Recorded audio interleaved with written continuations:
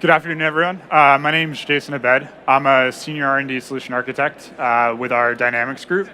So today we wanted to talk about something new that's coming to the application, and that's the Regression Suite Automation tool. So the objective of the tool is really to define a methodology that allows projects, implementations of Dynamics 365, to create a suite of automated end-to-end test scenarios for regression testing purposes. This is really going to help speed up the acceptance of any new build, whether that's an application update from Microsoft or ISV or customized application deployable packages that you may have. So Dynamics is a product that's been around for a while, but there's a big reason that this tool is becoming critically important for our customers, and I'm hoping a reason that many of you are here coming to learn about it, and that's our Run One initiative, or getting all of our customers onto the same version of the application.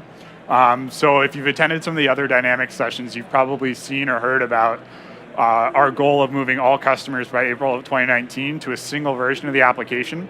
From there on, we'll be releasing just a binary update that contains both an application and a platform update. Historically, we've released these separately, and application updates were a lot harder to take.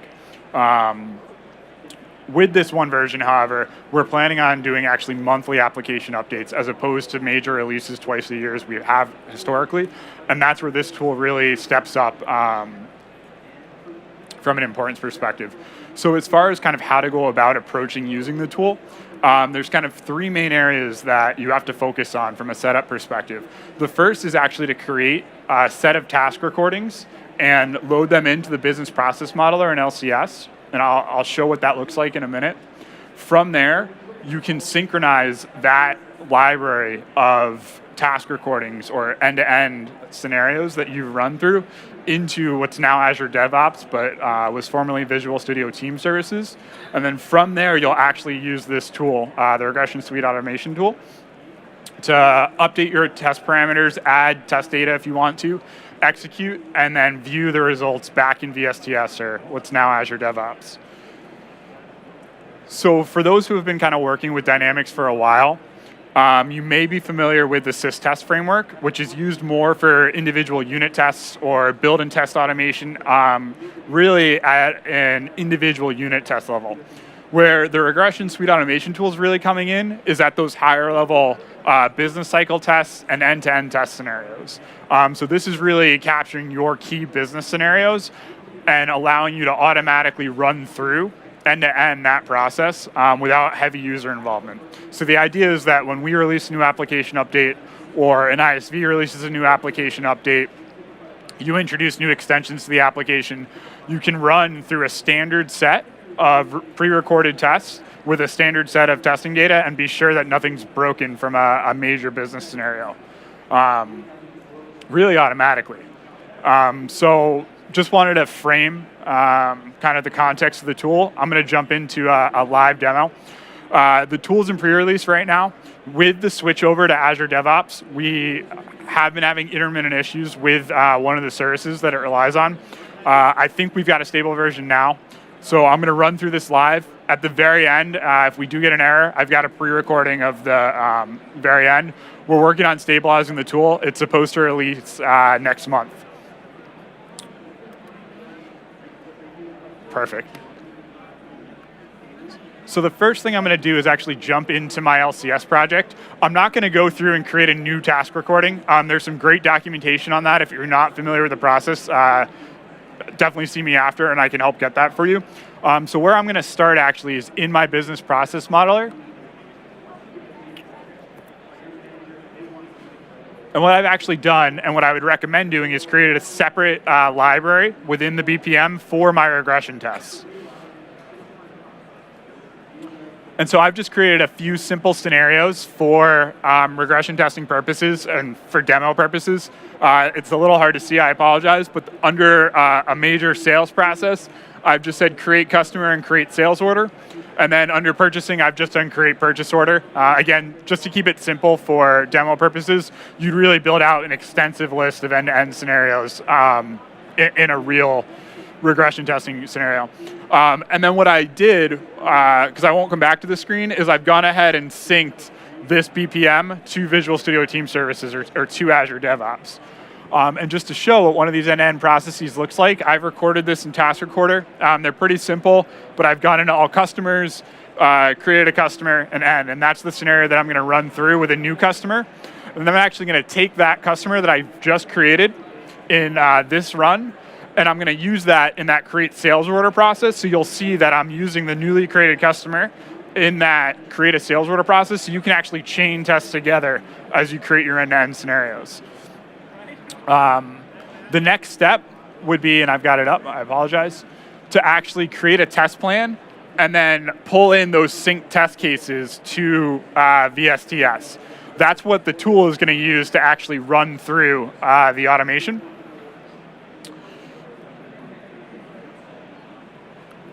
And then you'll download and install this tool. Again, it'll be available, we're targeting next month. Right now, the setup experience is relatively simple. I apologize, it's a little hard to read on this screen, but essentially this is your VSTS, your Azure DevOps URL. You'll create an access token within VSTS that allows the application to access Azure DevOps. You'll input the project name and the test plan name, and then you can test the connection. From a Dynamics 365 perspective, you'll give the application object server URL and the SOAP authentication URL, which is just that AOS name with SOAP at the end. Just the username that you're running the test user as. A thumbprint. Right now, the experience is you have to install a certificate on the AOS itself. With Platform Update 20, which will ship with Application 8.1, our October release, we're working on enhancing the experience to use Azure Active Directory authentication, so that won't be necessary. So the question was, will this work with Tier 3 or above? So it'll work with your higher level environments. It won't work with a production instance because you're going to lose that RDP access. But it should work with your hosted Azure environments. So Tier 2, 3, 4. And then you'll just designate a working directory on your local machine. This is where you're going to store anything you want to change from a test data perspective, and I'll show what that looks like in just a second here. So what I'm actually going to do is go into my first test case and hit edit. And I'm going to open up that create customer, and I'm going to create a new customer record that I want to create as part of this test case. So it opens up the test data in Excel. I can zoom in on this a little bit. So I've run through this several times now, so I'm just going to give this customer account the number 10. Same thing here, and I'm going to save this. And this is saving to that working directory that I specified in setup.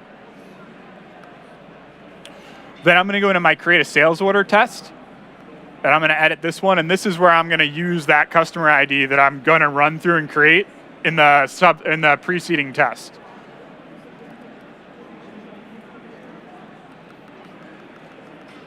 And so creating a sales order is a little bit more complicated of a scenario than creating a customer. So down here at the bottom, there's actually different tabs for the different elements of data on each form. So I would navigate over to the sales create order form and change the customer account to that customer 10 customer, which has not been created yet. It will be created by the first test that I run. So with that, I'm just going to select for time's sake those two tests. I'm not going to run my create a purchase order test because I just want to show that chaining. The other thing that I want to call out is this is going to open in a browser-based experience because I want you guys to be able to see something from a demo perspective. There's a command line version of the tool available too. So don't think that you actually have to watch this run through the browser, but it'd be not much of a demo if I didn't do it with the browser experience. So I'm going to come up to the top and click run.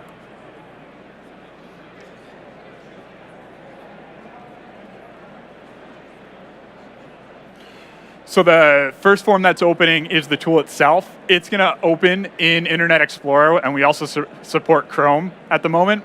We're working on Edge, the test framework, and then it's going to open up the AOS. It's going to run it's going to say AX7 test runner client, which is the legacy kind of test runner that we have. And it's going to now step through automatically the steps that I had pre-recorded. But if you'll notice here in customer account, instead of the value I had tested with, it's that test customer 10 account that I just entered. And again, so it's running through a browser, but we could do this all through the command line. So that first test executed has finished, and it's going to pull up now the command line and start the process for the second test. The reason I keep emphasizing it's running in a browser is it's obviously a little bit slower to have to open up IE, open up the test runner, and go through it in that perspective. Load shouldn't be this slow.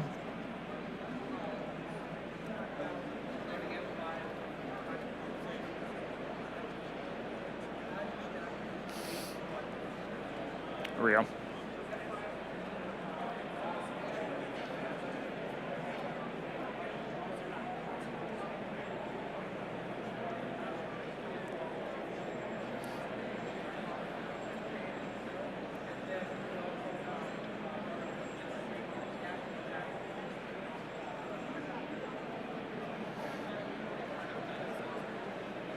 So this is going to create that new sales order, and we're going to use the customer account that I had just created, that test 010 account.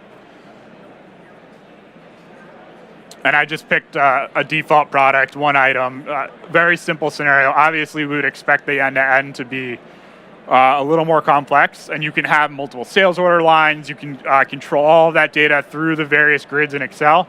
For demo purposes, I wanted to keep this fast and simple since we only have 20 minutes.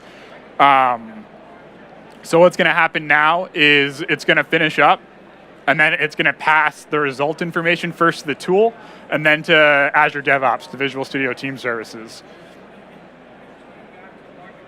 And so in green here, these both passed. If something hadn't worked, if we'd released an application update, if I'd already had an existing customer account, it would have timed out at 30 seconds.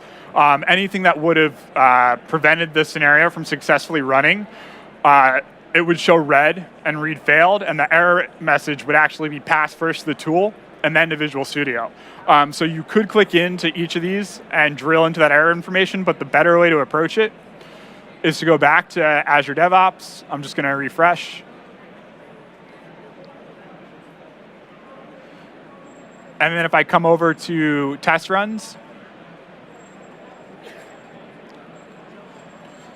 you'll see we just executed at 3:32 p.m. A run that completed. And if I click into that, and let me see if I can zoom in a little more.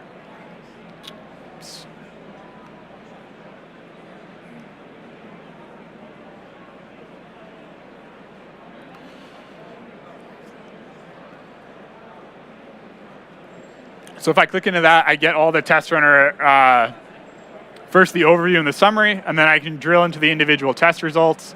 If there'd been failures, I can create a bug right from here. I can do my update analysis.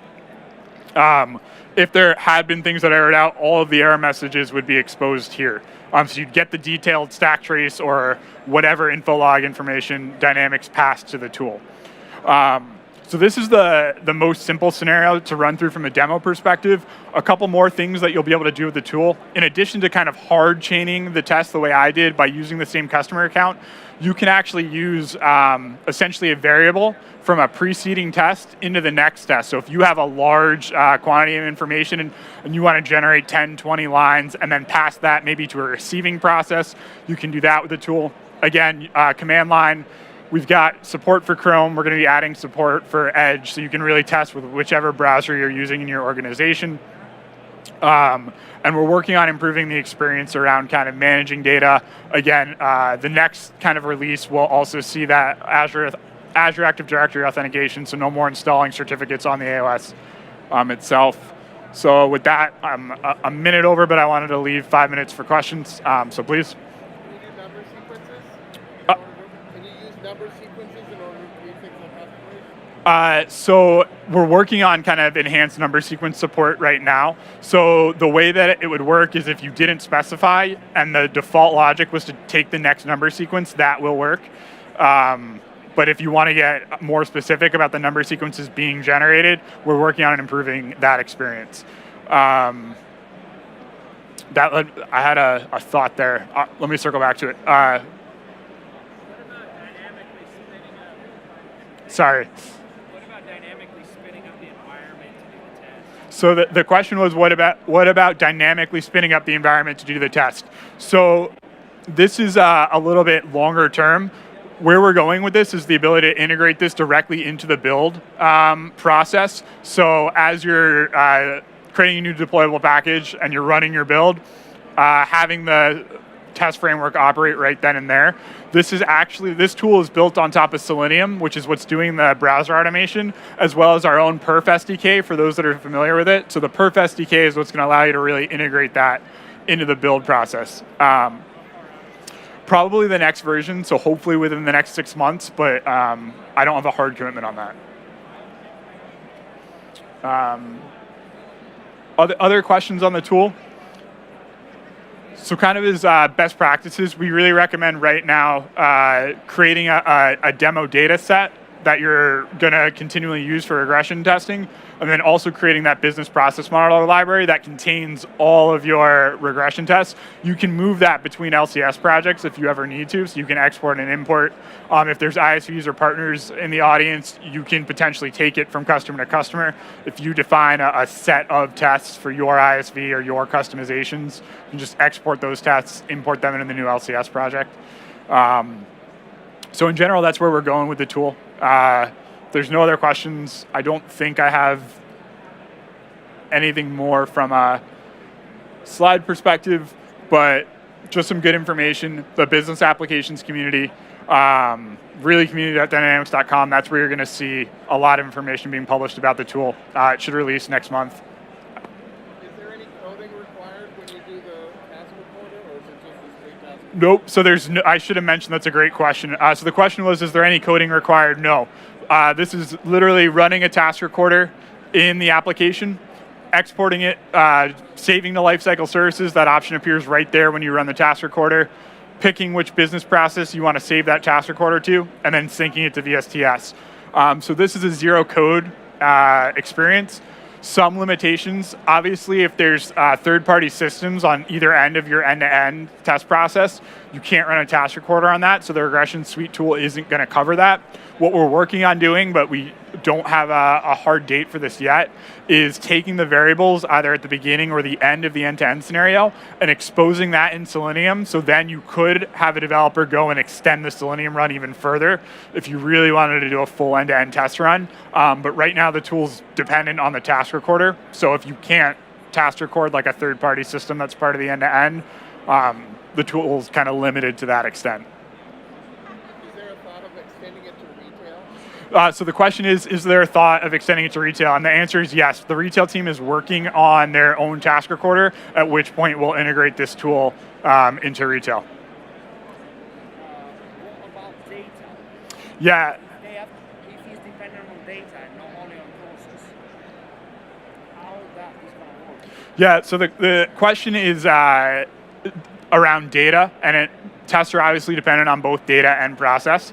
So right now, the kind of recommendation is to maintain a set of testing data through data packages that you can move between environments. Over time, we want to enhance the experience where we're looking at options of either restoring from prod and taking a production database into your test database and then working with that reliable set. We're working closely with customers in private preview now to figure out what the best experience around that really is. And maybe it's a combination or the option to choose between both. Because we've definitely had customer scenarios where working with a managed set of test data works better for them, and there's definitely customers who really prefer kind of massaging their tests a little bit more each run, but working with a refresh of that production data.